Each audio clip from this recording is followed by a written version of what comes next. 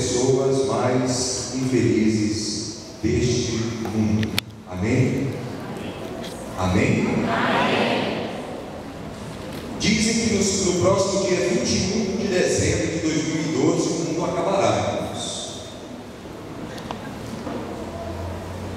Isso está sendo aí propagado na mídia. Essa ideia tem sido levantada desde que alguns estudiosos, alguns arqueólogos, trabalhando ali na planície de Yucatán, trabalhando com os vestígios da cultura maia, descobriram uma pedra que possuía um calendário, cuja datação daquele calendário seria respectiva à nossa datação, e aquele calendário se encerraria então no dia 21 de dezembro de 2012.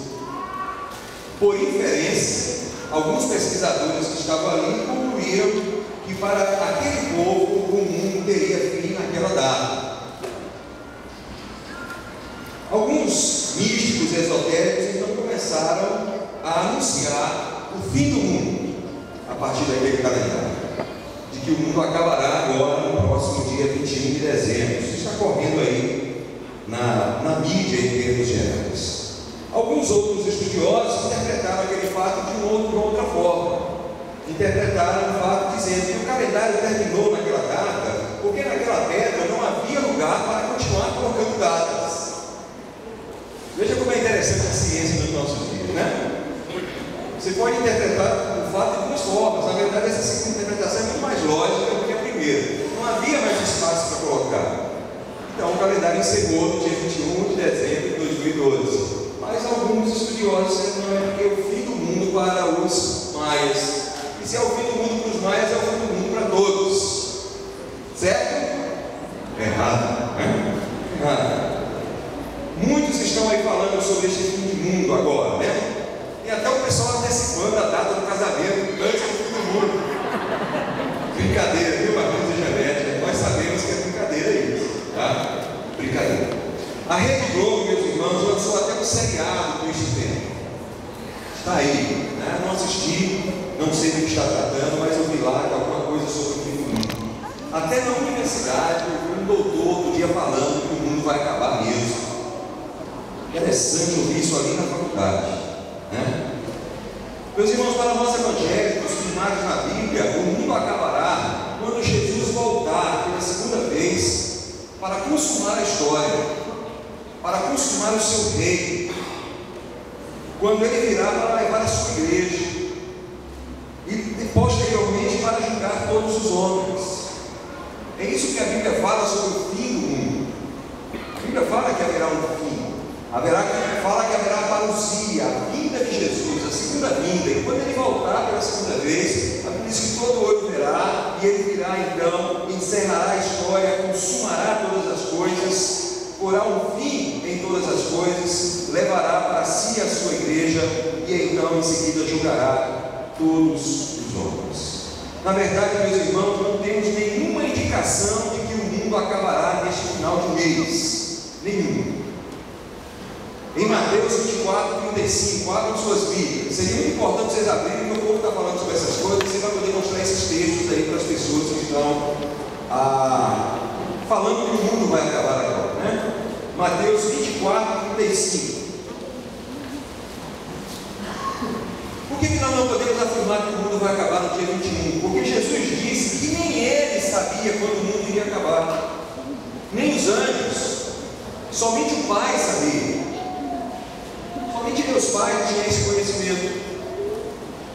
Ninguém mais tem este conhecimento. É o que diz Mateus 24, 35. Os céus e a terra passarão, mas as minhas palavras jamais passarão. Quanto ao dia e à hora, ninguém sabe, nem os anjos do céu, nem o Filho, senão somente o Pai. Nem Jesus, enquanto esteve corporalmente aqui neste mundo, sabia. Hoje na eternidade, na sua glória, como Senhor, certamente ele sabe. Mas enquanto esteve no mundo, ele não sabia, e ele diz isso de forma bastante categórica. Então nós não temos uma evidência bíblica deixada por Jesus dizendo assim: eu marquei a hora, tá? Dia tal hora, eu estou voltando, me aguarde porque eu vou voltar. Jesus não disse isso. Pelo contrário, Jesus disse que ele um dia voltaria como se fosse um ladrão, e ladrão não avisa, né? Quando vem. Eu já contei uma história aqui para vocês, né? Roubaram a casa lá dos meus pais. Tinha uma casa muito grande, lá no fundo tinha um galinheiro, e tinha assim umas 200 galinhas nesse galinheiro. Um dia um ladrão entrou e fez a festa, levou umas 40 galinhas. Meus irmãos, então, mais velhos, tinham 18, 19, 20 anos, de férias em casa, falaram assim: pai, deixa, não tem problema, me dá aí o rifle, o revólver, já passar a noite aí na tocaia, esperando o ladrão voltar, porque tem mais galinha que vai voltar. Aí eles passaram a primeira noite, a segunda noite, a terceira noite, a quarta noite, a quinta, a sexta, o ladrão não veio. Eles falaram: esse ladrão não vai voltar. Ele voltou na sétima. Levou mais uma quantidade de galinhas. O ladrão, ele não avisa que hora vai voltar. Jesus não é um ladrão, pelo contrário, ele falou sobre este texto de que ele não é o ladrão. Mas o texto diz que Jesus viria como se fosse um ladrão, ou seja, aquele que não avisa a hora que vai voltar. Então, para impedir que o ladrão entre na nossa casa, o que nós temos que fazer? Estar vigilantes, atentos, porque o ladrão pode vir a qualquer hora. Jesus quis dizer exatamente isso, ele poderia voltar a qualquer hora. Por isso nós devemos estar atentos e vigilantes, porque ele pode voltar a qualquer hora. Mateus 24, 36, 43 e 44. Abram suas Bíblias aí. Mas entendam isso: se o dono da casa soubesse a que hora da noite o ladrão viria, ele ficaria de guarda e não deixaria que a sua casa fosse arrombada. Assim vocês também precisam estar preparados, porque o Filho do Homem virá numa hora em que vocês menos esperam. O fim acontecerá na hora em que nós menos esperamos. E por isso nós precisamos aguardar a cada dia, a cada momento, porque o fim pode acontecer a qualquer momento. Então, duas evidências bíblicas de que provavelmente não é o dia 21. Jesus disse que nem ele sabia quando, e ele disse que viria como ladrão, ele virá sem avisar. E a terceira é que Jesus disse que os falsos profetas é que começariam a dizer, marcar data de que ele voltaria em tal data, em tal época, em tal lugar, assim e assim. Então, quem anda marcando data da volta de Jesus são falsos profetas. Vocês querem ver? Abram lá Mateus 24, 23 a 27.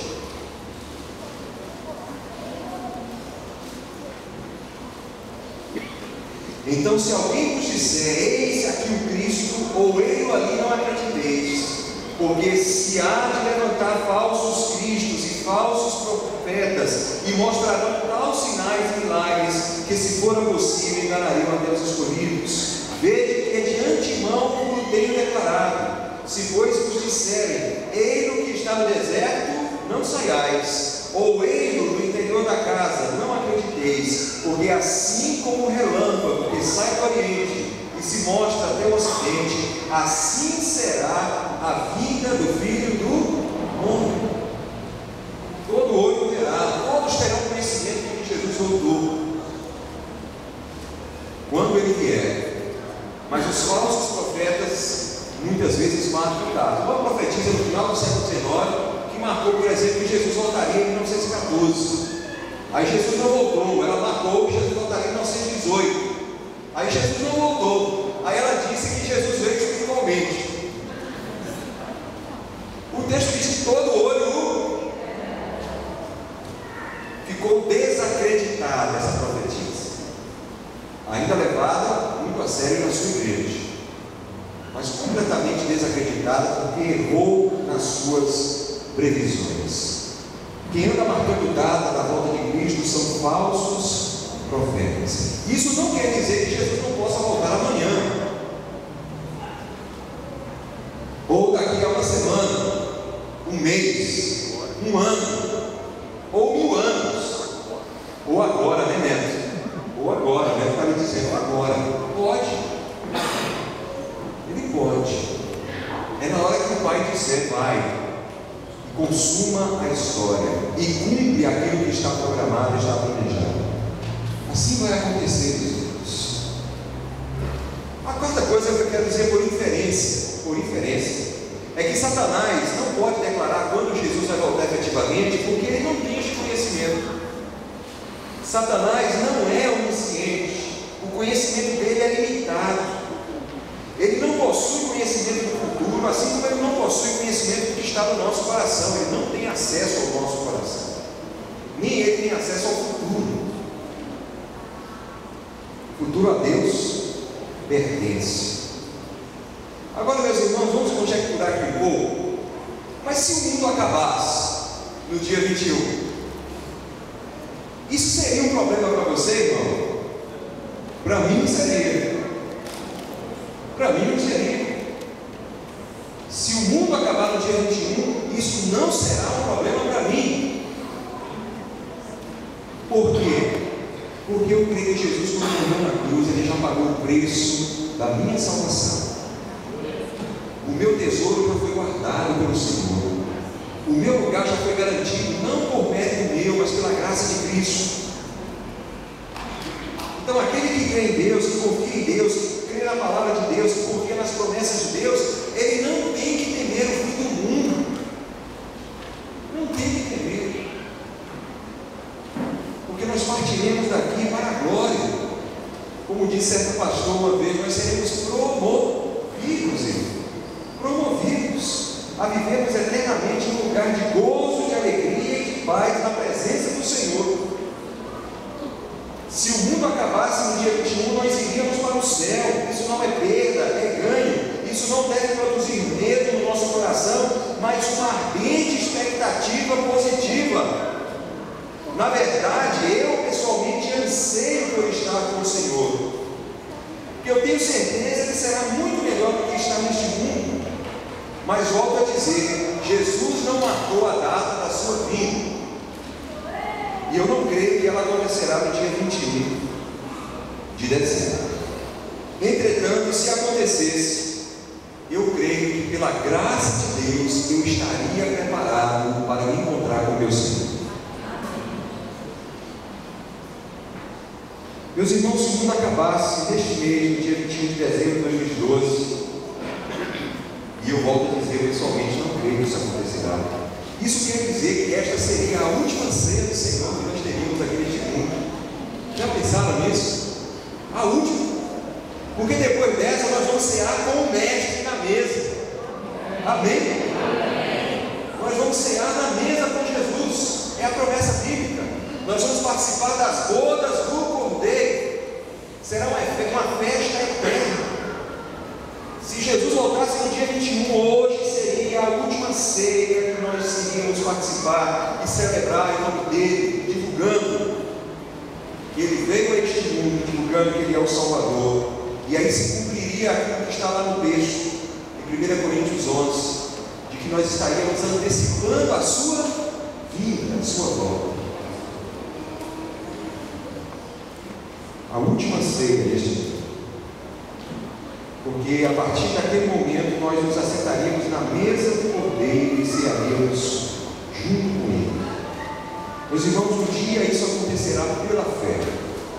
Nós estaremos lá ceando com o nosso Senhor. Um dia acontecerá, deste mundo acabar, de Jesus voltar e cumprir as suas profecias, cumprir aquilo que disse. E isso não deve nos preocupar,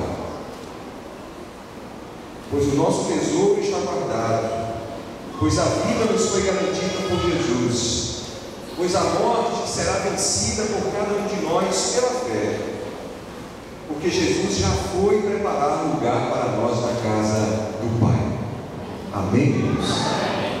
Dotados então, irmãos, desta esperança, que nós possamos então participar da ceia do Senhor, pensando em que a ceia ela tem este enfoque. E a administração do Natal também tem este mesmo enfoque. O Natal nos lembra e nos fala de um menino que nasceu para trazer salvação, libertação e vida para os homens. É uma mensagem de esperança.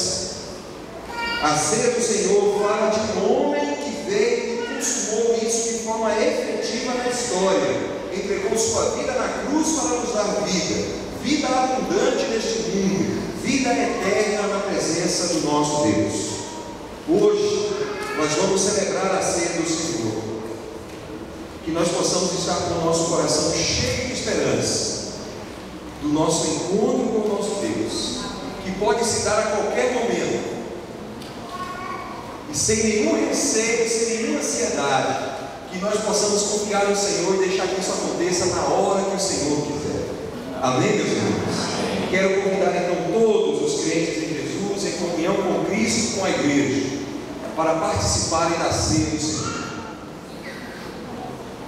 celebrando a vida, esta vida em Cristo, e celebrando também a vida eterna que nos foi prometida em Cristo.